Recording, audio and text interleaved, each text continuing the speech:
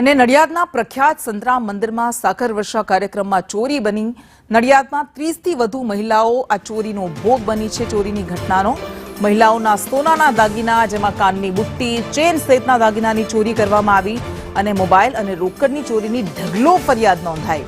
ભીડનો લાભ ઉઠાવીને ચોર ગેંગે તરખાટ મચાવ્યો। જોકે કેટલીક મહિલાઓને ચીજવસ્તુઓ પરત મળી ગઈ છે। 30 કરતા વધારે મહિલાઓના દાગીનાની ચોરી થઈ હતી। કોઈકની કાનની બુટ્ટી ચોરાઈ ગઈ હતી તો કોઈકની ચેન ચોરાઈ ગઈ હતી।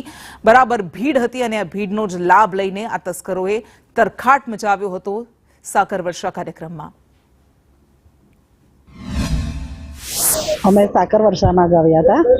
અમે 8-10 ફ્રેન્ડો હતા અને સાકર વર્ષામાં જેવી સાકર ઉછળી અને અમે નીચે નમ્યા તો અમારી બહેનોની કડીઓ ગઈ, ચેન ગઈ અને મોબાઈલ ગયા, પર્સ ગયા। આજે સંતરામ મંદિરમાં સાકર વર્ષા હતી એટલે અમે બધા 8 બહેનપણીઓ સાકર વર્ષાના પ્રોગ્રામમાં ગયા હતા અને જ્યાં સાકર ઉછળી એ દરમિયાન અમે સાકર લેવા જેવા નીચે ગયા તો મારી આ બેન જ્યોતિબેન છે એની કડી તરત ખેંચી કાઢી એટલે અમે તરત એ બેનને પકડી અને સંતરામ ચોકીએ અમે સાથે ગયેલા।